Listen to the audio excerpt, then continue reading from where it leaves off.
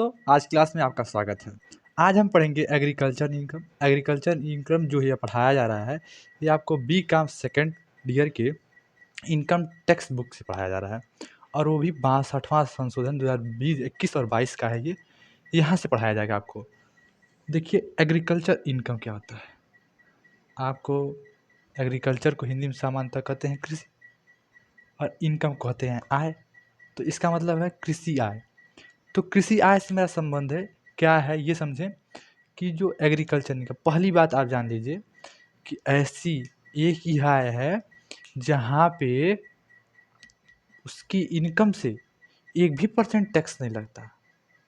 सरकार एक ही इनकम ऐसी है जिस पे टैक्स नहीं लगाती, वो है एग्रीकल्चर इनकम। कौन सी इनकम?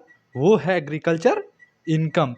तो एग्रीकल्चर इनकम इसीलिए लोग जोड़ना चाहते हैं, अपनी जो भी इनकम होते हैं उसमें बहुत कुछ अपने एग्रीकल्चर से दिखाना चाहते हैं, क्योंकि उससे क्या होगा, उनको फ़ायदा कि उनको इनकम टैक्स नहीं देना पड़ेगा।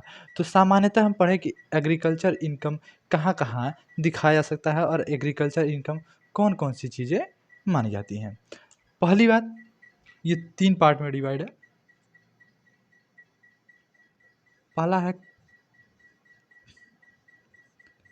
कृषि भूमि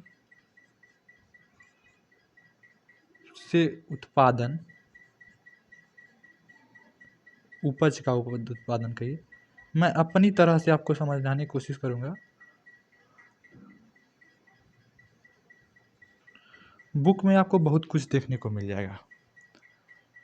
बुक में आपको फँसा दिया जाता है एक प्रकार से, बहुत टाइप से बता दिया जाता है कि ये चीज़, ये चीज़, ये चीज़, और कन्फ्यूज़ हो जाते हैं।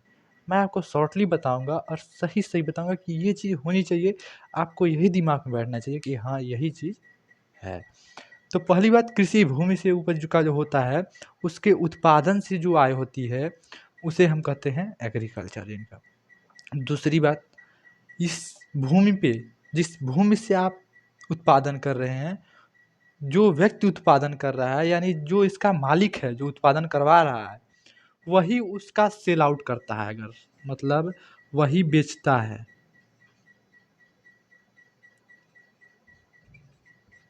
समझिए कि जो भूमि मतलब उस उपज का उत्पादन कर रहा है, वही एक दुकान डाल के उसको बेचता है, तो वो भी इनकम कहलाएगी क्या? Agriculture income. ठीक है। तीसरी चीज कि उसके मकान से, कृषि भूमि के मकान से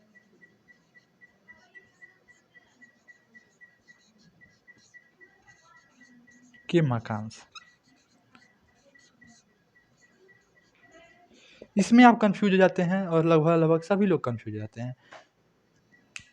क्या बात है, कृषि भूमि के मकान से क्या मतलब है? कृषि से आय होती है, कृषि से उत्पादन होता है, कृषि से उपज का उत्पादन नहीं हो रहा है, उससे बेच नहीं रहे हैं, तो आय किससे हो रही है? मकान से किस चीज़ की आय? रेंट लेंगे तो रेंट का तो थोड़ी ना ये कृषि इनकम मानेगा, नहीं। देखिए, इसका मतलब ये है कि आप एक मकान बनवाएं और उस मकान के किनारे-किनारे या उस मकान के चारों ओर आप क्या करते हैं?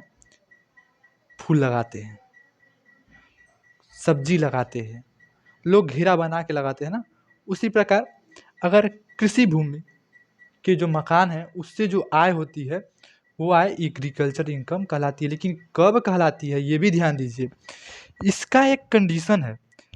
इसका कंडीशन क्या है कि अगर जिस एरिया, जो आपका खेत है, यानी जो आपकी ये भूमि है, ये भूमि, इस भूमि के 2 किलोमीटर एरिया, ठीक है, चारों ओर 2 किलोमीटर के एरिया में देखा जाए, तो उसमें 10,000 से कम लोग होने चाहिए। 10,000 से ऊपर लोग हैं तो वह कृषि भूमि से आय नहीं मानी जाएगी। ठीक है, चाहे इसके लिए वो ब्याज देते हों चाहे ना देते हों, अपने कृषि के आय कर देते हों चाहे ना देते। कहने का मतलब ये कि 10,000 से अत्यधिक लोग अगर उस 2 किलोमीटर के एरिया में हैं, तो जो उस मकान से आय हो रहा है, वो कृषि भूमि के मकान से आय नहीं माना जाएगा, वो व्यावसायिक आय माना जाएगा।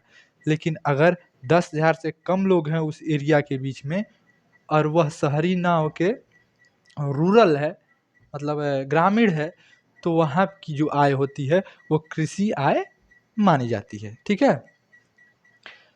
ये सिंपल सा था, लेकिन बहुत ही कठिन भी है।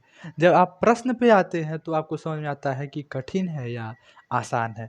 तो हम उस एक चीज़ जानिए आप कि हम लोग जो पढ़ाते हैं, ये बुक कोई भी पढ़े, वो एससी मेहरोत्रा की ही बुक से पढ़ता है या पढ़ाता है। क्योंकि इनकम टैक्स की only one book SC Mehrotra ही है, जिसे प्रमाणित किया गया है। तो ठीक है, ये हर साल अपना वर्ज़न लेके आती रहती है, लेकिन और कोई बुक नहीं बनती है इनकम टैक्स के लिए। तो हम लोग बीकॉम सेकंड ईयर की एससी मल्होत्रा की 22वां संशोधन 2021-22 की बुक पढ़ेंगे।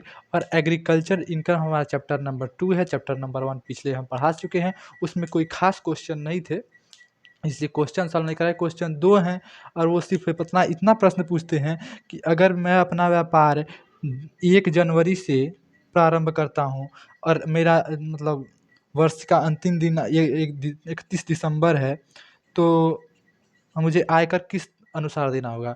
तो रूल कहता है इनकम टैक्स के अनुसार कि आपको किसी भी डेट से बनाएँ उससे मतलब नहीं है।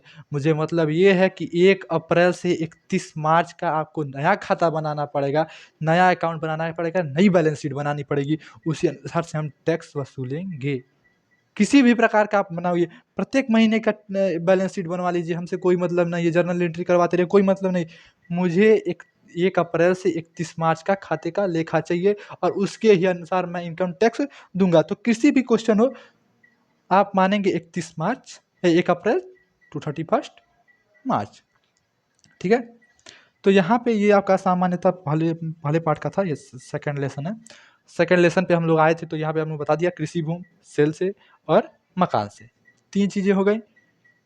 देखिए,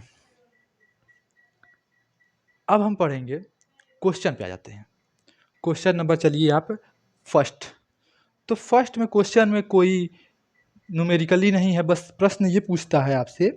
देखिए, फूल और अन्य बेल उगानों से आय, कह रहा है पहला क्वेश्चन है न्यूमेरिकल का।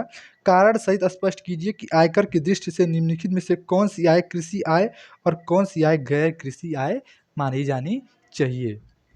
देखिए, क्वेश्चन नंबर 1 है, ठीक है, यही हम लोग पढ़ा रहे हैं। तो यहाँ से सुनिए, पहला क्वेश्चन है आपका, फूल और अन्य बेल उगाने से आय।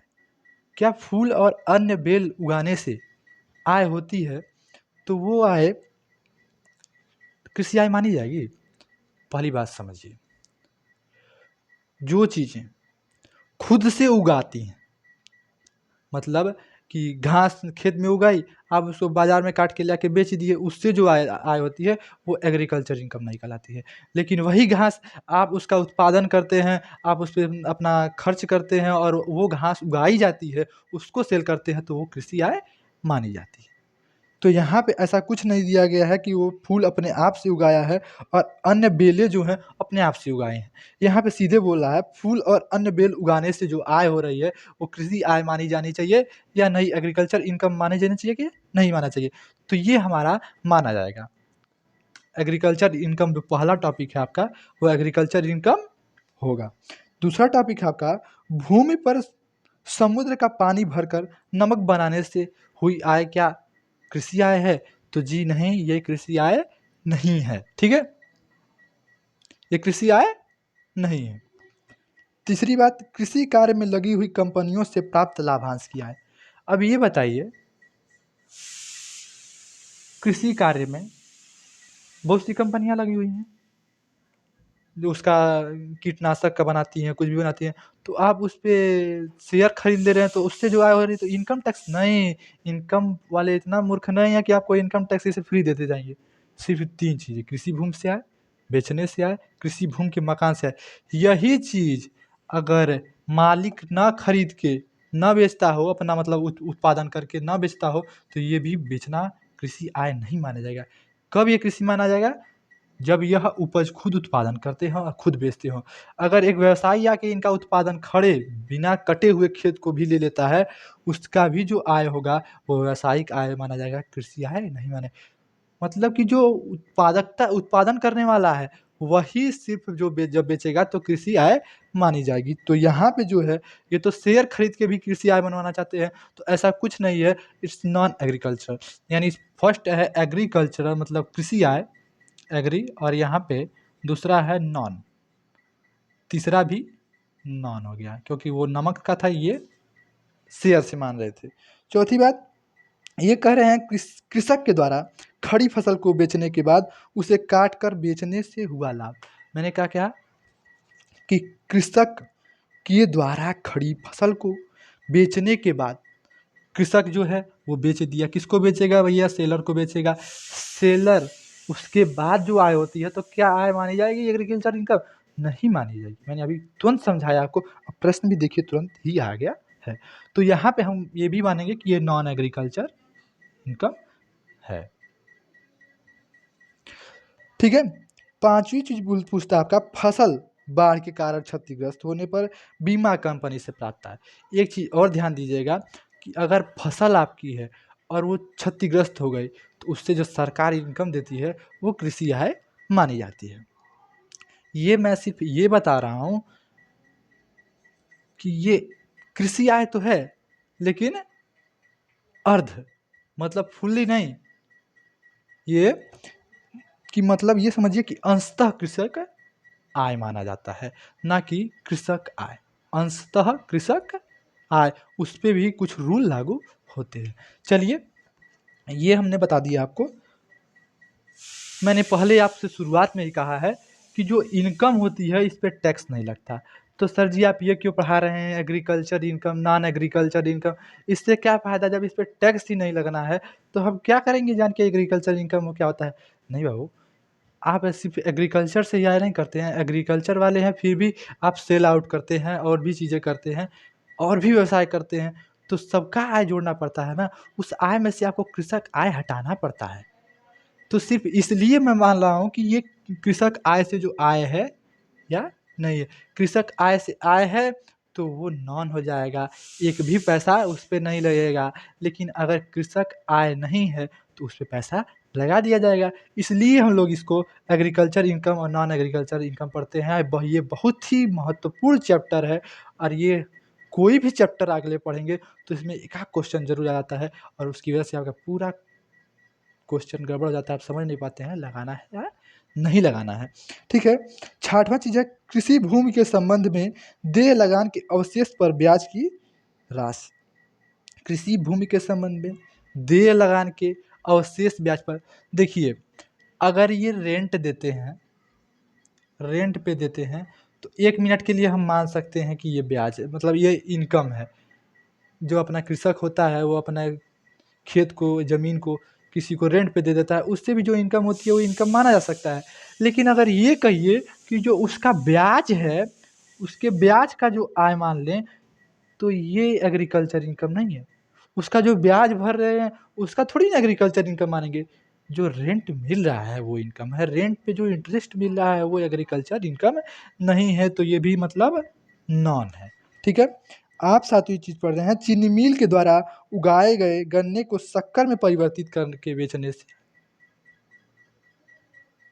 चीनी मिल के द्वारा उगाए गए गन्ने, अब एक काम कीजिए, जब अपनी फसल को आप बदल देते हैं, जैसे गेहूँ है उसको आटा बना के बेचेंगे तो वो एग्रीकल्चर इनकम नहीं है। गन्ना है, गन्ना को आप मतलब चीनी बना देते हैं तो वो एग्रीकल्चर इनकम नहीं है, तो यहाँ पे भी एग्रीकल्चर इनकम नहीं मानेंगे। ठीक है। एक कृषक के को दिए गए ऋण पर ब्याज, मैंने कहा अब ये सोच रहे हैं कि हम एक कृषक को ब्याज ऋण दे देंगे और उससे जो ब्याज मिलेगा उसको हम एग्रीकल्चर इनकम मान लें, तो ये भी नहीं है। वरना सभी लोग कृषक को ही तो ब्याज देते हैं और 40-40% इंटरेस्ट ले लेते हैं, 30-30% इंटरेस्ट ले लेते हैं।